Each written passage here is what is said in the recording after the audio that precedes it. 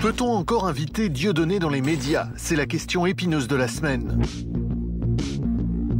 Mardi dernier, Claude Guéant, le secrétaire général de l'Élysée, affirmait étudier la possibilité d'interdire les listes antisionistes de Dieudonné lors des élections européennes. Une petite phrase qui va entraîner une grosse polémique.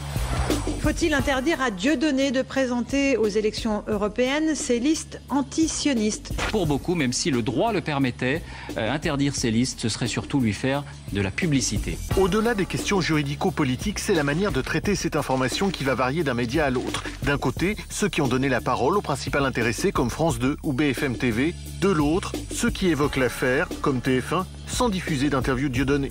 Dans son émission On refait le monde lundi soir sur RTL, Nicolas Poincaré ouvrait le débat avec ses invités sur l'aspect politique de l'affaire. Mais pour le journaliste, pas question d'inviter Dieudonné dans son émission. Moi, je pense qu'il a vraiment franchi une borne le jour où il a fait remettre à Forisson négationniste un prix par un comédien déguisé en déporté avec un pyjama rayé. Là, il a franchi une borne qui fait que j'ai pas envie de l'avoir en face de moi. J'ai pas envie de lui donner une tribune à ce type qui pense qu'on peut rigoler avec ça. Donc après, venir lui faire parler politique, venir lui demander qu'est-ce que vous pensez de l'Europe, etc., le prendre comme un interlocuteur, non, j'ai pas envie.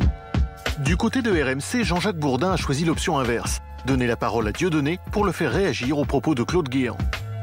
Dieudonné fait profession exclusive d'antisémitisme, dit Claude Guéant. Ah oui, bon, la fameuse litanie habituelle où on mélange l'antisionisme et l'antisémitisme. Lorsqu'il s'exprime, il se dévoile. Il dévoile ses engagements très critiquables. Et au moins c'est clair. Au moins on sait quand on l'écoute. Au moins on sait à qui on a affaire. C'est beaucoup mieux que de ne pas savoir. Alors fallait-il inviter Dieudonné? La question reste ouverte et sensible.